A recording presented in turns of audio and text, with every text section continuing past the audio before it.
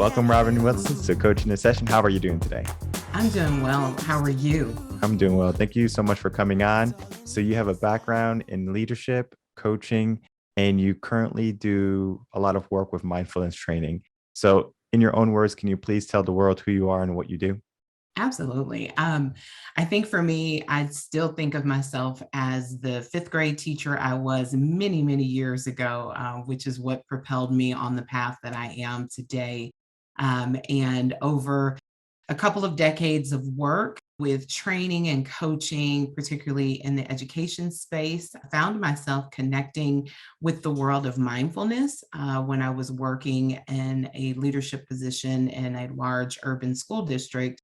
And it helped to transform the way I thought about the work I was doing as a leader and also how I engaged with those that I was leading. And so, as a result of that work, I have found myself really not only enhancing my own mindfulness practice, but helping other leaders think about how being mindful can really be a game changer in how they lead and relate to and connect, not just with those they lead, but those in their lives holistically.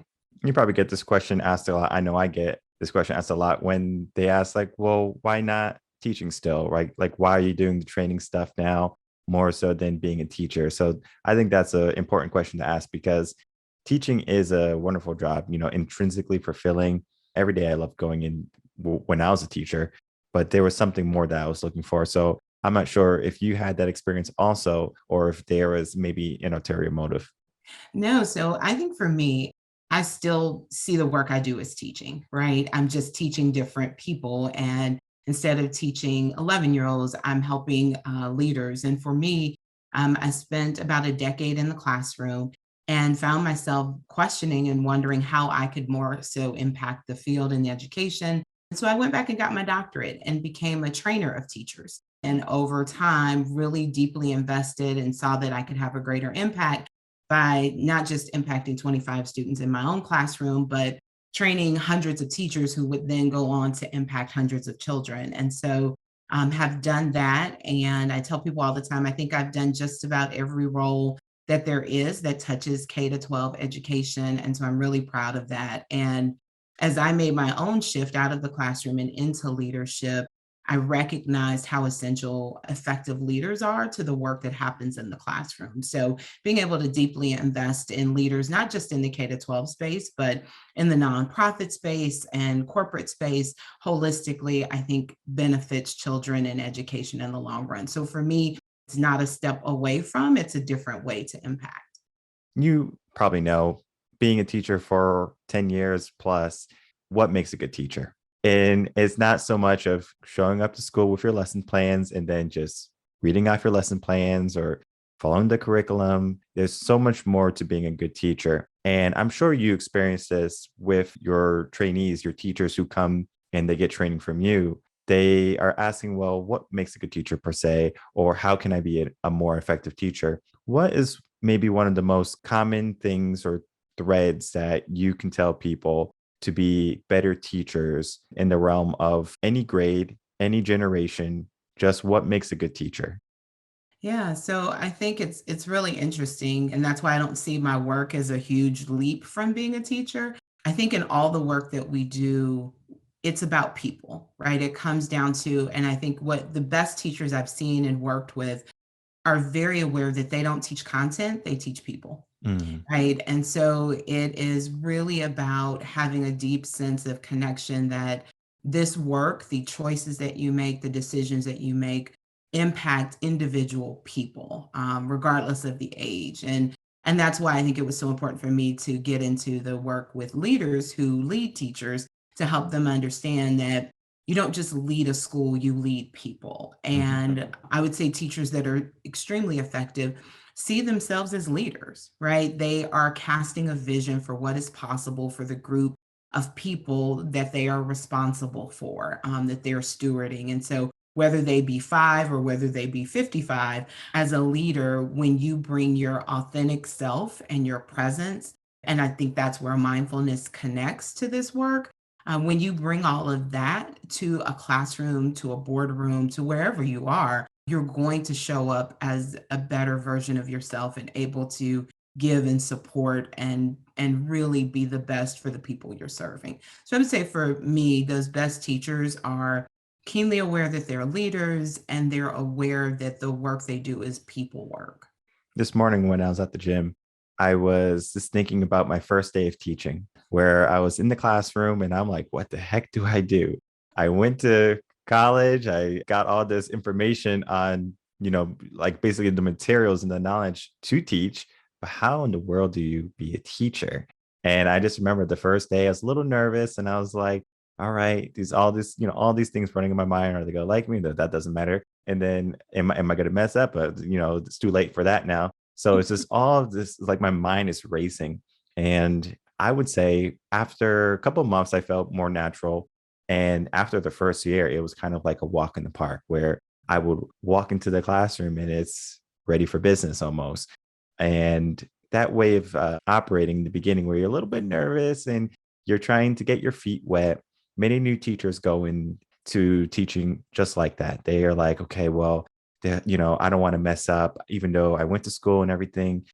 School doesn't necessarily prepare teachers to be teachers. It's kind of like on the job experience where if a kid, spills the milk, what do? We don't learn that in college. We learn that in the classroom. Right. So kind of like going into the realm of how can you train teachers to get the on-job experience without getting the on-job experience, if that makes any sense. Yeah. And, I think I've had the opportunity in my career to work deeply in teacher preparation. And I think we know some things about what does help prepare teachers for teaching. And across the country, there's been a movement well over the last decade to think about and ask those questions. And I think experience, nothing trumps that, right? Mhm. So there's the what you're going to learn about pedagogy in a university setting, which is vital and important. But it's getting in the classroom, getting those kind of at bats, if you will. If you think about sports, right? You don't just sit and listen to someone tell you how to be a better pitcher. The way you become a better pitcher is you go and you pitch. Mhm. And so I think the more opportunities and at bats that we can give folks that are looking to really be successful in the classroom and doing that alongside highly qualified, highly experienced teachers who can be there as a coach along the side to say to them, give it a try. Now let's reflect. And what did you learn from that? And what can you do differently tomorrow, right? Or Mm. next class period. If you're a high school, middle school teacher, you get a next class period all the time. And so I think it is really giving those opportunities to get in the classroom, but doing it alongside someone who can help you be reflective, to be metacognitive, to really think about what you're doing is what is the key to helping someone be successful, right? So that first year, you said you learned a lot and you were much more confident in the second year. But man, imagine how much more that would have been if you had had a sage, really highly qualified person who could coach you alongside and be in the space with you. So when the child spilt the milk and then you made a decision on how to deal with that, they could come back and reflect with you about what might have been different if you had handled it a different way to accelerate your own learning and your own craft as a teacher. When I was starting teaching, before I was a teacher, I was a swim coach. So I had a good amount of experience dealing with those mishaps during lessons, during sessions. When I went into school and I was doing my student teaching, everything, I had classroom management down packed. That was easy because I already had some knowledge before I went into the classroom, but I still had to learn all the knowledge. I was doing music. Then I switched over to special ed later, but I was doing music. So I had to make sure I knew everything and then relay the information that I knew to them in a way that they would understand it. So it was kind of that transition. And the same thing happened in swimming, where I knew how to swim, but how do I teach them how to swim? So it was breaking things down into palatable bites for them so they can understand and they could be successful. I remember just my student teaching. High school was because I had to do both. I had to do high school and elementary. So high school was pretty much they're adults almost. So it's kind of like tell them what to do. They do it. If they don't, they get graded. It was pretty straightforward.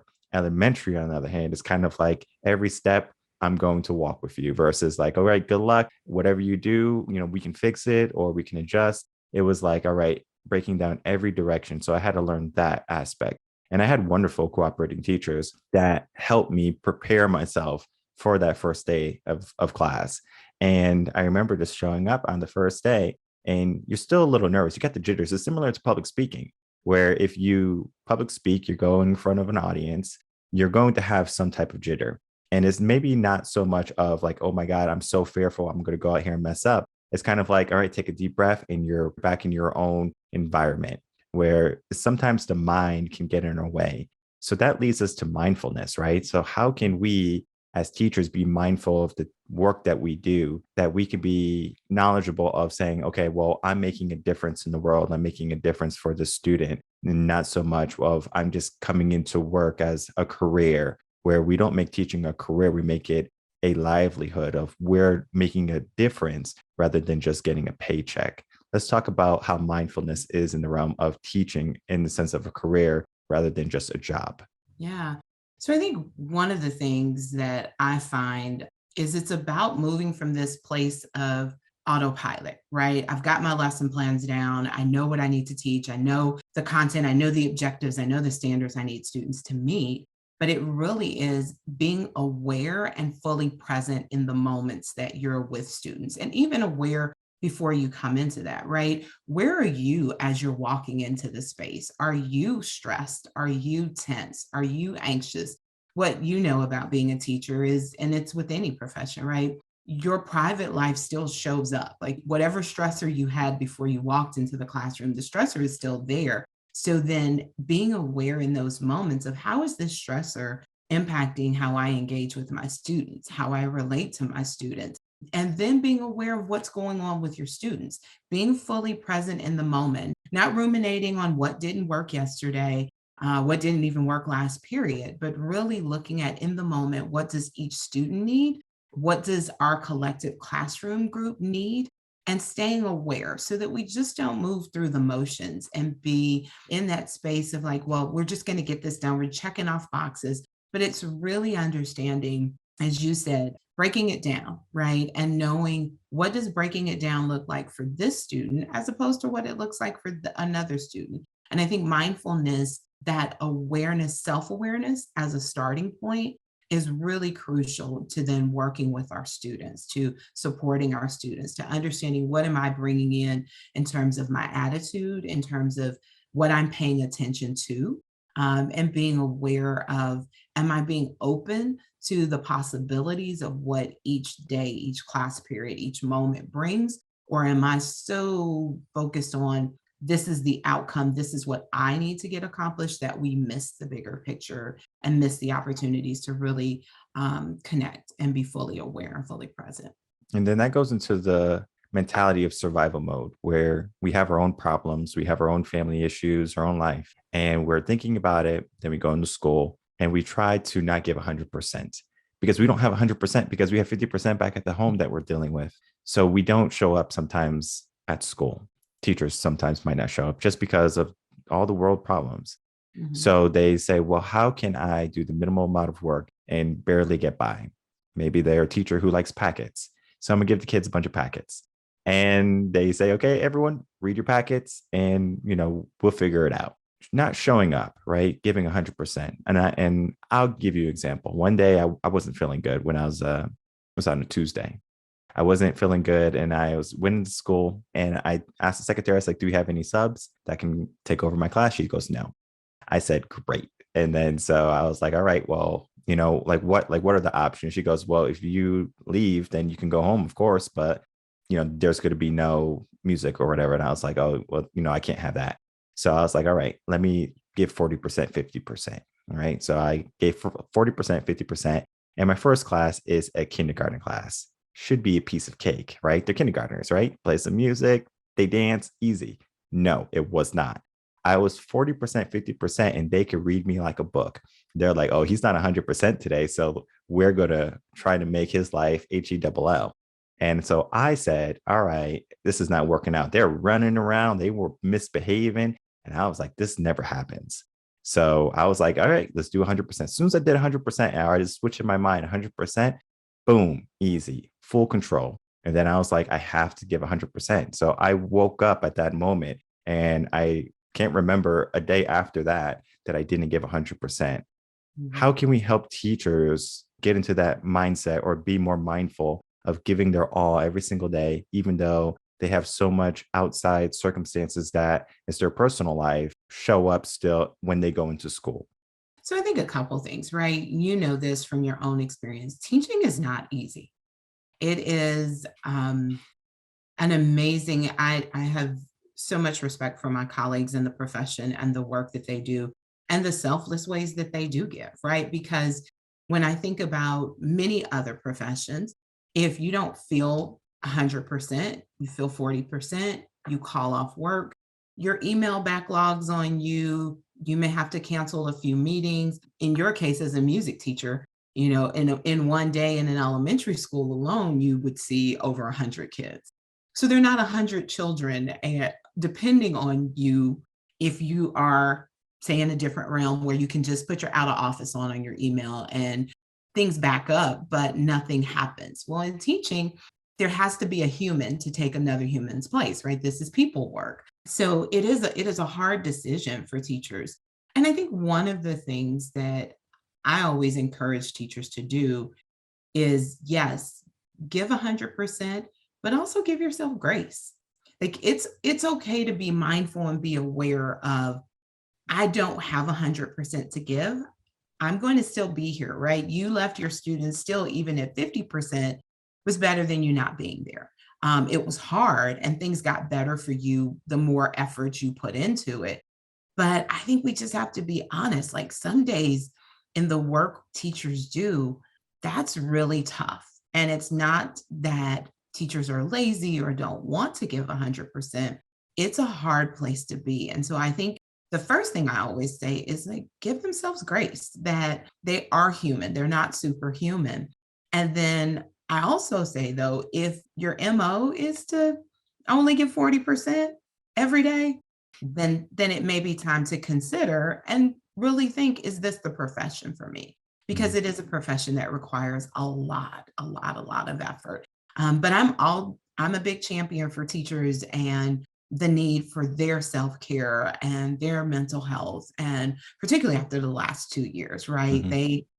Teachers are working in spaces in ways that most of them never trained to do. Most of them never trained to teach 100% virtually, and they had to figure it out. Most of them never trained to teach 100% virtually from their homes with their own children in the background. So I'm big on reminding teachers and school leaders and people in general, like, be mindful and aware that you're not at 100%. Own that. Be curious about, is this just a today thing and it's because I don't feel well that I'm not 100%? Or am I finding myself constantly not at 100%? And maybe it's time for me to think about doing something different. So I think mindfulness allows us to really create that sense of awareness and curiosity about why I'm not 100% without Mm. judgment, right? It could be a multitude of reasons why I'm not at 100%. Being mindful helps me uncover and understand that and say, oh, I'm not at 100% today because I had all of these stressors. So what do I need to do differently? How can I be different? Is it, I do need to talk and figure out how we're going to have a sub for music for a couple of days because I need to go physically get better?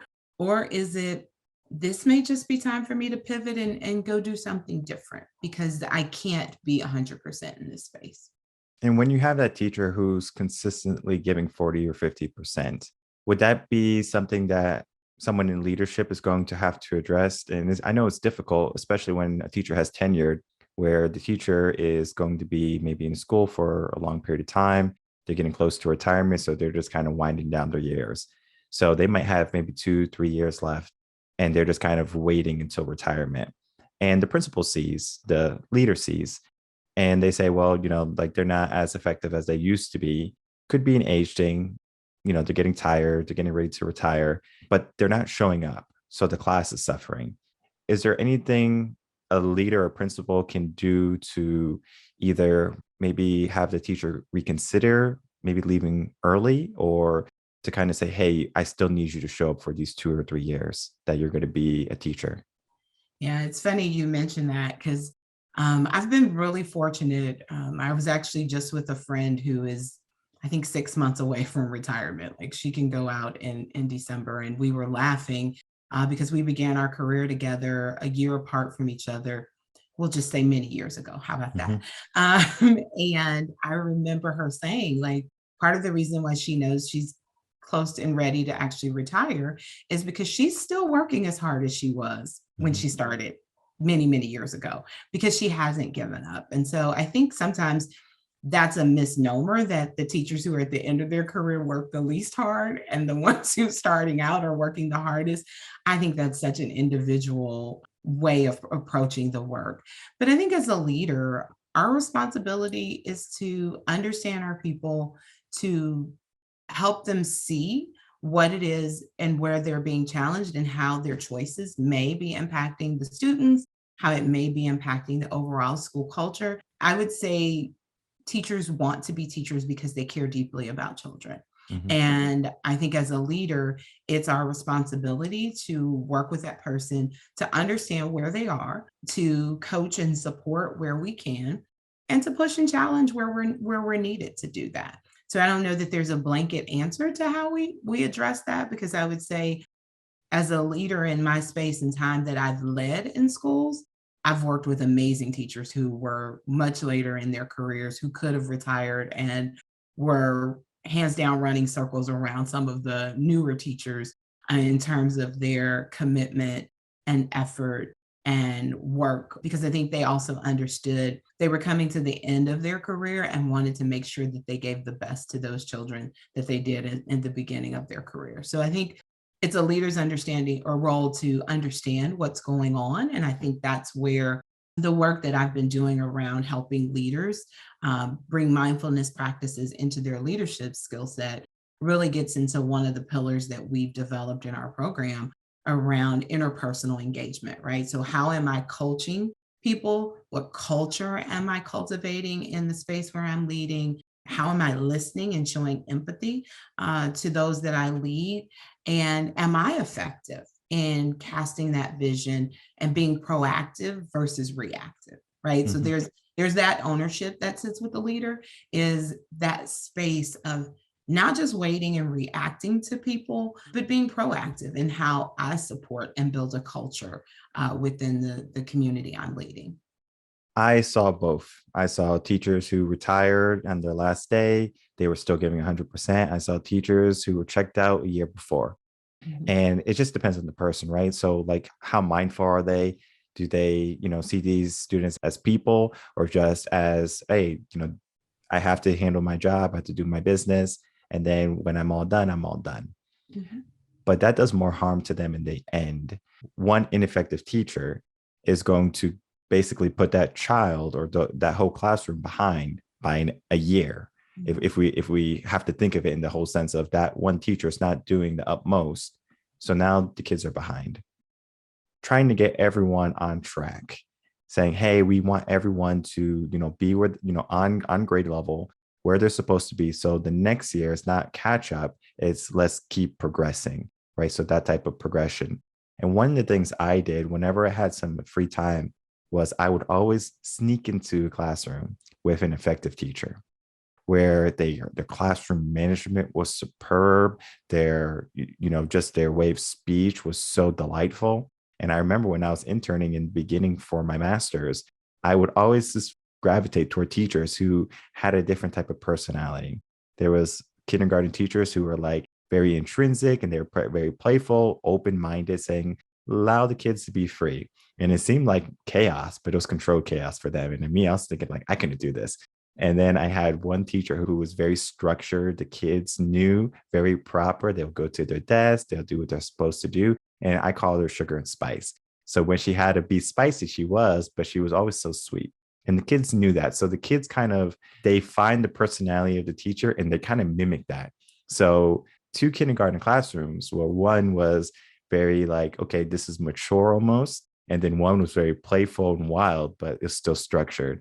Teaching is so different in the realm of you can have one teacher and have a totally different experience than if you had a different type of teacher. And then we just learn about that type of personality.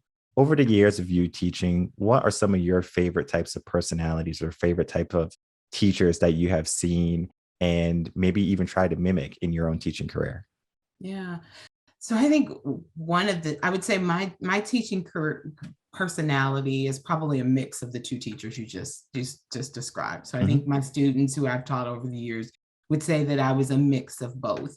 Definitely, there were spaces where if you came into my classroom, I was big on building autonomy in children. They're people, right? And so they learn to do the things by doing the things. And so I was big on making sure they had independence, they had responsibility. They didn't need me to guide and direct all of their movements. I wanted them to learn how to make decisions and have choices and have some freedom within those choices. And but also knowing when it's time to adjust and be very structured and very pulled together.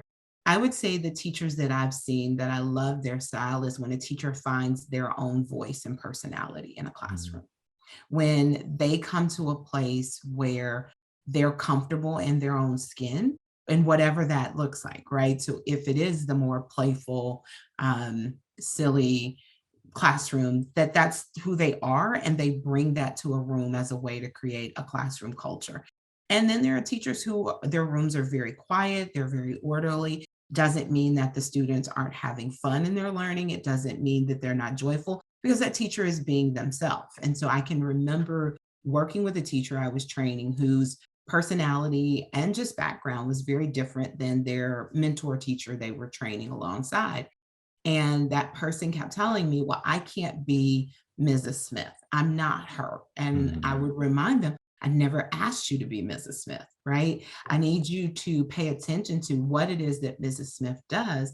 And then how do you make that your own? How do you stand? Because it actually happened to be a male who was saying, well, I'm not her. I'm not a woman. I can't. Nobody's asking you to do that. And so I think the teachers I've always most enjoyed is when, particularly when working with newer teachers, when you kind of see them find themselves and they're like, oh, this is who I want to be. This is what I enjoy. This is what I can bring to the classroom. So I had a teacher that I worked with in a building who was a first year teacher who was a competitive water skier. And so she had skied at the collegiate level. It was a big deal for her. And so she was very competitive. She also knew how to coach people. And when she figured out how to bring that competitive spirit to the classroom and share those sides of herself with the students, that's when she began to thrive. I think one of my favorite teachers I ever worked alongside was a 55-year-old African American male who was teaching pre-K, Hmm. who very much had this balance of what you described as sugar and spice in a classroom. And to see him dance with 4-year-olds and them light up, and also to watch them, though, walk very professionally and calmly down a hallway. It was magical because, you talked about kindergarten being easy. I try to avoid all people under the age of 8 professionally. Give me the older ones with a little bit of sass and I'm good. Give me the little ones, I'm a little less good. So I think for me, the really effective teachers in classrooms are like when they find themselves, that's when the magic happens. Hmm. And that magic is something everyone does have to go and find themselves. And that's going to touch into a sense of mindfulness too, like understanding who you are as a person. Are you playful? Are you going to be maybe a little bit more strict? I found that balance in my student teaching, and I found it in my swimming coaching.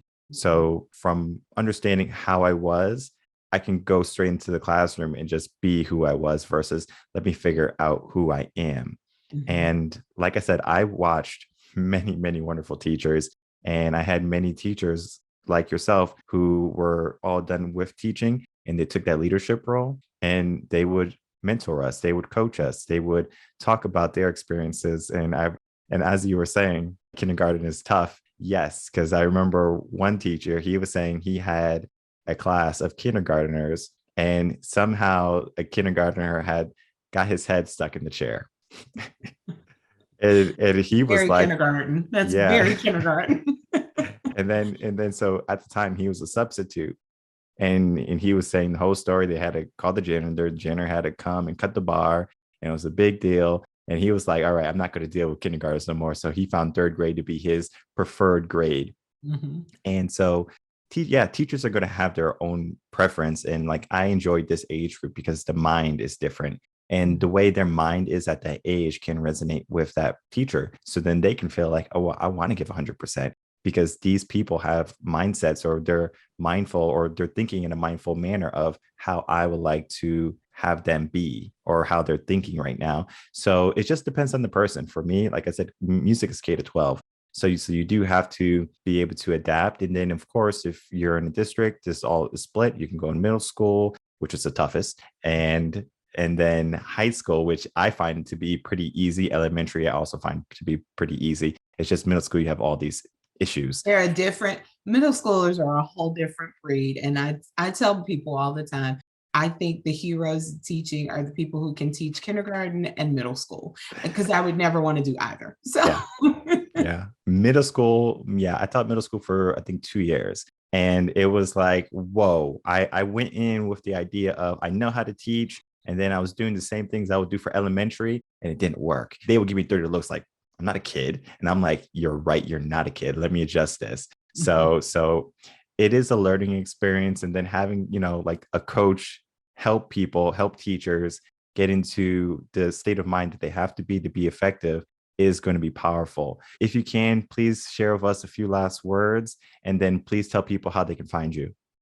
Absolutely. I think it all comes down to leadership for me, right? Whether you're leading a group of 5-year-olds, or you're leading a building full of teachers, or if you're leading a corporation of executives, I think being mindful and that self-awareness, and your ability to self-manage, right? I think we all, when we're our best selves, we are best at no matter what we're doing. And so for me, mindfulness has been a practice that's helped me to stay in that space, to not ruminate on the past, not get too forward thinking, but to be fully present with the people and spaces and the opportunities that I have. And so I think that's my encouragement I leave to people, is just think about how mindfulness can shape not just your work, but also your personal lives as well.